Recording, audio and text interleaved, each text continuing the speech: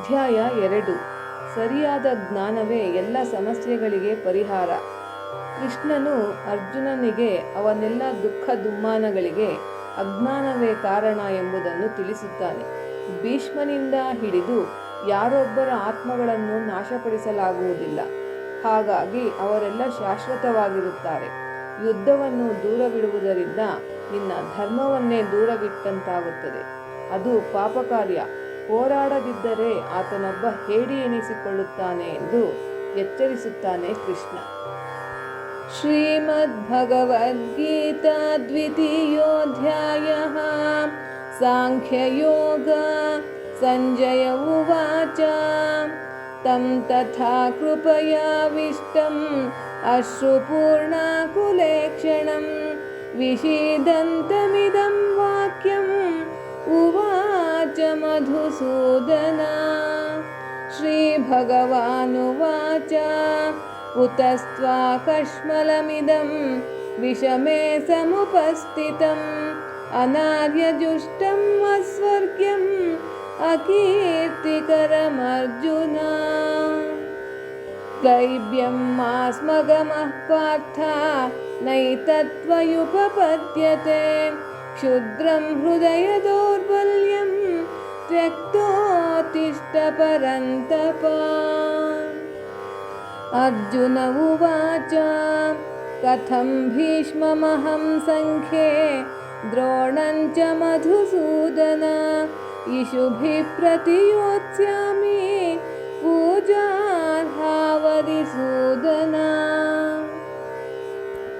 ಗುರೂನ್ ಹತ್ವಾ ಹಿ ಮಹಾನುಭಾವಾನ್ ಶ್ರೇಯೋ ಭೋಕ್ತುಂ ಭೈಕ್ಷಮಪೀಹ ಲೋಕೆ ಹತ್ವಾರ್ಥಕಾಮಾಂಸ್ತು ಗುರೂನಿಹೈವ ಭುಂಜೀಯ ಭೋಗಾನ್ ರುಧಿರಪ್ರದಿಗ್ಧಾನ್.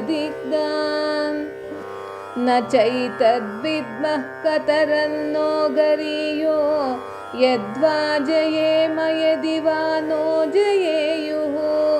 ಯಾನೇವ ಹತ್ವಾ ನ ಜಿಜೀವಿಷಾಮಃ ತೇವ ಸ್ಥಿತಾ ಪ್ರಮುಖೇ ಧಾರ್ತರಾಷ್ಟ್ರ. ಕಾರ್ಪಣ್ಯದೋಷೋಪಹತ ಸ್ವಭಾವಃ ಪೃಚ್ಛಾಮಿ ತ್ವಾಂ ಧರ್ಮಸಮ್ಮೂಢಚೇತ. ಯಚ್ಛ್ರೇಯಸ್ಯಾ ನಿಶ್ಚಿತಂ ಬ್ರೂಹಿ ತನ್ಮೇ ಶಿಷ್ಯಸ್ತೇಹಂ ಶಾಧಿ ಮಾಂ ತ್ವಾಂ ಪ್ರಪನ್ನಂ. ನ ಹಿ ಪ್ರಪಶ್ಯಾಮಿ ಮಮಾಪನುದ್ಯಾನ್ ಯಚ್ಚೋಕಮುಚ್ಚೋಷಣಮಿಂದ್ರಿಯಾಣಾಂ ಅವಾಪ್ಯ ಭೂಮಾವಸಪತ್ನಂ ವೃದ್ಧಂ ರಾಜ್ಯಂ ಸುರಾಣಾಮಪಿ ಚಾಧಿಪತ್ಯಂ. ಸಂಜಯ ಉವಾಚ. ಏವಮುಕ್ತ್ವಾ ಹೃಷೀಕೇಶಂ ಗುಡಾಕೇಶಃ ಪರಂತಪ ನ ಯೋಸ್ಯ ಇತಿ ಗೋವಿಂದಂ ಉಕ್ತ್ವಾ ತೂಷ್ಣೀಂ ಬಭೂವಃ. ತಮುವಾಚ ಹೃಷೀಕೇಶಃ ಪ್ರಹಸನ್ನಿವ ಭಾರತ ಸೇನಯೋರುಭಯೋರ್ಮಧ್ಯೆ ವಿಷೀದಂತಮಿದಂ ವಚಃ. ಶ್ರೀಭಗವಾನುವಾಚ. ಅಶೋಚ್ಯಾನನ್ವಶೋಚಸ್ತ್ವಂ ಪ್ರಜ್ಞಾವಾದಾಶ್ಚ ಭಾಷಸೆ ಗತಾಸೂನ ಗತಾಸೂಶ್ಚ ನಾನುಶೋಚಂತಿ ಪಂಡಿತಾಃ. ನ ತ್ವೇವಾಹಂ ಜಾತು ನಾಸಂ ನ ತ್ವಂ ನೇಮೇ ಜನಾಧಿಪ ನ ಚೈವ ನ ಭವಿಷ್ಯಾಮಃ ಸರ್ವೇ ವಯಮತಃ ಪರಂ. ದೇಹಿನೋಸ್ಮಿನ್ ಯಥಾ ದೇಹೇ ಕೌಮಾರಂ ಯೌವನಂ ಜರಾ ತಥಾ ದೇಹಾಂತರ ಪ್ರಾಪ್ತಿಃ ಧೀರಸ್ತತ್ರ ನ ಮುಹ್ಯತಿ. ಮಾತ್ರಾ ಸ್ಪರ್ಶಾಸ್ತು ಕೌಂತೆಯ ಶೀತೋಷ್ಣ ಸುಖ ದುಃಖದ ಆಗಮಾಪಾಯಿನೋ ನಿತ್ಯ ತಾಂ ಸ್ಥಿತಿಕ್ಷ್ವಸ್ವ ಭಾರತ. ಯಂ ಹಿ ನ ವ್ಯಥಯಂತ್ಯೇತೆ पुरुषं पुरुषर्षभा समदुःखसुखं धीरं सोऽमृतत्वाय कल्पते नासतो विद्यते भावो नाभावो विद्यते सतः उभयोरपि दृष्टोऽन्तः त्वनयोस्तत्त्वदर्शिभिः अविनाशि तु तद्विद्धि येन सर्वमिदं ततं विनाशमव्ययस्यास्य न कश्चित् कर्तुमर्हति अन्तवन्त इमे देहा नित्यस्योक्ता शरीरिणः अनाशिनो मप्रमेयस्य तस्माद्युध्यस्व भारत ययेनं वेत्ति हन्तारं यश्चैनं मन्यते हतम् उभौ तौ न विजानीतो नायं हन्ति न हन्यते न जायते म्रियते वा कदाचित् नायं भूत्वा भविता वा न भूयः अजो नित्यशाश्वतोऽयं पुराणो न हन्यते हन्यमाने शरीरे वेदाविनाशिनं नित्यं ययेनमजमव्ययं कथं स पुरुषः पार्थ कं घातयति हन्तिकम् वासांसि जीर्णानि यथा विहाय नवानि गृह्णाति नरोपराणि तथा शरीराणि विहाय जीर्णान्यन्यानि संयाति नवानि देहि नैनं छिन्दन्ति शस्त्राणि नैनं दहति पावकः न चैनं क्लेदयन्त्यापो न शोषयति मारुतः अच्छेद्योऽयमदाह्योऽयम् अक्लेद्यो शोष्य एव च नित्यः सर्वगतस्ताणुः अचलोऽयं सनातनः अव्यक्तोऽयमचिन्त्योऽयम् अविकार्योऽयमुच्यते तस्मादेवं विदित्यैनं नानुशोचितुमर्हसि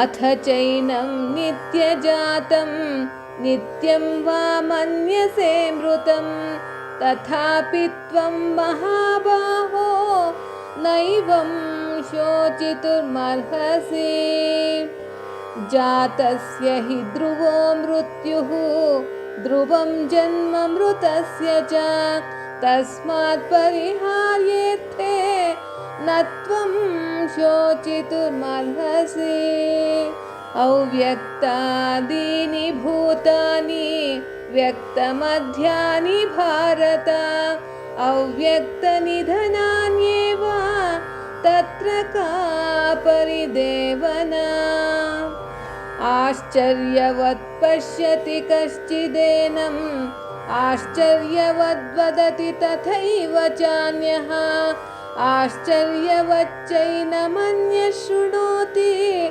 श्रुत्वाप्येनं वेद न चैव कश्चित् देहि नित्यमवध्योऽयं देहे सर्वस्य भारत तस्मात् सर्वाणि भूतानि न त्वं शोचितुमर्हसि स्वधर्ममपि चावेक्ष्य न विकम्पितुमर्हसि धर्म्याद्ययुद्धात् श्रेयोऽन्यतो क्षत्रियस्य न विद्यते यदृच्छया चोपपन्नं स्वर्गद्वारमपावृतं सुखिनः क्षत्रिया पार्थ लभन्ते युद्धमीदृशम् अथ चेत्त्वमिमं धर्म्यं सङ्ग्रामं न करिष्यसि ततः स्वधर्मं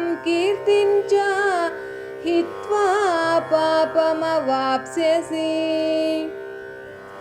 अकीर्तिं चापि भूतानि कथयिष्यन्ति ते व्ययाम् सम्भावितस्य च कीर्तिः मरणादतिरिच्यते भयाद्रणादुपरन्तं मन्स्यते त्वां महारथाः येषां च त्वं बहुमतो भूत्वा यास्यसि लाघवम् अवाच्य वादांश्च बहून् वदिष्यन्ति तवाहिता निन्दन्तस्तव सामर्थ्यं ततो दुःखतरं नु किम् हतो वा प्राप्स्यसि स्वर्गं जित्वा वा भोक्ष्यसे महीं तस्मादुत्तिष्ठ कौन्तेय युद्धाय कृतनिश्चयः सुखदुःखे समे कृत्वा लाभालाभौ जयाजयौ ततो युद्धाय युज्यस्व नैवं पापमवाप्स्यसि येषा ते भिहिता साङ्ख्ये बुद्धिर्योगे त्विमां शृणु बुद्ध्या युक्तो यया पार्थ कर्मबन्धं प्रहास्यसि नेहाभिक्रमनाशोऽस्ति प्रत्यवायो न विद्यते स्वल्पमप्यस्य धर्मस्य त्रायते महतो भयात् व्यवसायात्मिका बुद्धिः एकेह कुरु नन्दन बहुशाखा ह्यनन्ताश्च बुद्धयो व्यवसायिनाम् यामिमां पुष्पितां वाचं प्रवद्यन्त विपश्चितः वेदवादरता पार्थ नान्यदस्तीति वादिनः कामात्मानः स्वर्गपरा जन्मकर्मफलप्रदां क्रियाविशेषबहुलां भोगैश्वर्यगतिं प्रति भोगैश्वर्यप्रसक्तानां तयापहृतचेतसां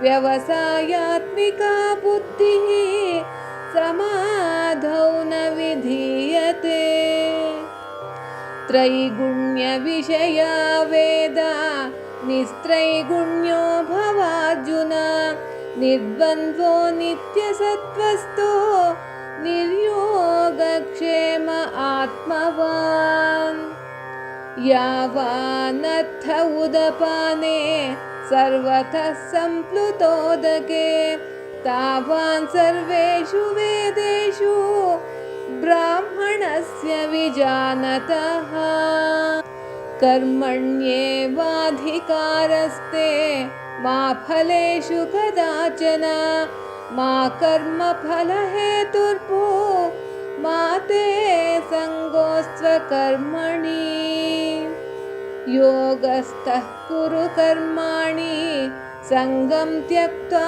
धनञ्जय सिद्ध्यसिद्धो समो भूत्वा समत्वं योग उच्यते दूरेण ह्यवरं कर्म बुद्धियोगा धनञ्जय बुद्धौ शरणमन्विच्छ कृपणा फलहेतवः बुद्धियुक्तो जहातिह उभे सुकृतदुष्कृते तस्माद्योगाय युज्यस्व योगः कर्मसु कौशलम् कर्मजं बुद्धियुक्ता हि फलं त्यक्त्वा मनीषिणः जन्मबन्धविनिर्मुक्ता पदं गच्छन्त्यनामयम् यदा ते मोहकलिलं बुद्धिर्व्यतितरिष्यति तदा गन्तासि निर्वेदं श्रोतव्यस्य श्रुतस्य च श्रुतिविप्रतिपन्ना ते यदा स्थास्यति निश्चला समाधावचला बुद्धिः तदा योगमवाप्स्यसि। अर्जुन उवाच स्थितप्रज्ञस्य का भाषा समाधिस्तस्य केशव स्थितधिः किं प्रभाषेत किमासीत व्रजेत किम्। श्रीभगवानुवाच प्रजहाति यदा कामान् सर्वान् पार्थमनोगतान् आत्मन्येवात्मना तुष्टः स्थितप्रज्ञस्तदोच्यते। दुःखेष्वनुद्विग्नमना सुखेषु विगतस्पृहः वीतरागभयक्रोधः स्थितधीर्मुनिरुच्यते। यः सर्वत्रानभिस्नेहः तत्तत्प्राप्य शुभाशुभं नाभिनन्दति न द्वेष्टि तस्य प्रज्ञा प्रतिष्ठिता। यदा संहरते चायं कूर्मोऽङ्गानीव सर्वशः इन्द्रियाणीन्द्रियार्थेभ्यः तस्य प्रज्ञा प्रतिष्ठिता। विषया विनिवर्तन्ते निराहारस्य देहिनः रसवर्जं रसोऽप्यस्य परं दृष्ट्वा निवर्तते। यततो ह्यपि कौन्तेय पुरुषस्य विपश्चितः इन्द्रियाणि प्रमाथीनि हरन्ति प्रसभं मनः। तानि सर्वाणि संयम्य युक्त आसीत् मत्परः वशे हि यस्येन्द्रियाणि तस्य प्रज्ञा प्रतिष्ठिता। ध्यायतो विषयान् पुंसः सङ्गस्तेषूपजायते सङ्गात् सञ्जायते कामः कामात् क्रोधोऽभिजायते। क्रोधात् भवति सम्मोहः सम्मोहात् स्मृतिविभ्रमः स्मृतिभ्रंशात् बुद्धिनाशो बुद्धिनाशात् प्रणश्यति। रागद्वेषवियुक्तैस्तु विषयानिन्द्रियैश्चरन् आत्मवशैर्विधेयात्मा प्रसादमधिगच्छति। प्रसादे सर्वदुःखानां हानिरस्योपजायते प्रसन्नचेतसो ह्याशु बुद्धिः पर्यवतिष्ठते। नास्ति बुद्धिरयुक्तस्य न चायुक्तस्य भावना न चाभावयतः शान्तिः अशान्तस्य कुतः सुखम्। इन्द्रियाणां हि चरतां यन्मनोनुविधीयते तदस्य हरति प्रज्ञां वायुर्नावमिवाम्भसि।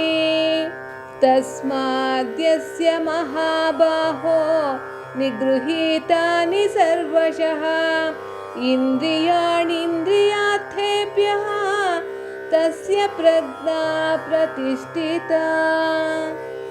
या निशा सर्वभूतानां तस्यां जागर्ति संयमी यस्यां जागृति भूतानि सा निशा पश्यतो मुने। आपूर्यमाणमचलप्रतिष्ठं समुद्रमापः प्रविशन्ति यद्वतो तद्वत् कामायं प्रविशन्ति सर्वे स शान्तिमाप्नोति न कामकामी। विहाय कामान्यः सर्वान् पुमांश्चरति निःस्पृहः निर्ममो निरहङ्कारः स शान्तिमधिगच्छति। येषा ब्राह्मी स्थितिः पार्थ नैनां प्राप्य विमुह्यति स्थित्वा स्यामन्तकालेऽपि ब्रह्मनिर्वाणमृच्छति इति द्वितीयोऽध्यायः सम्पूर्णम्।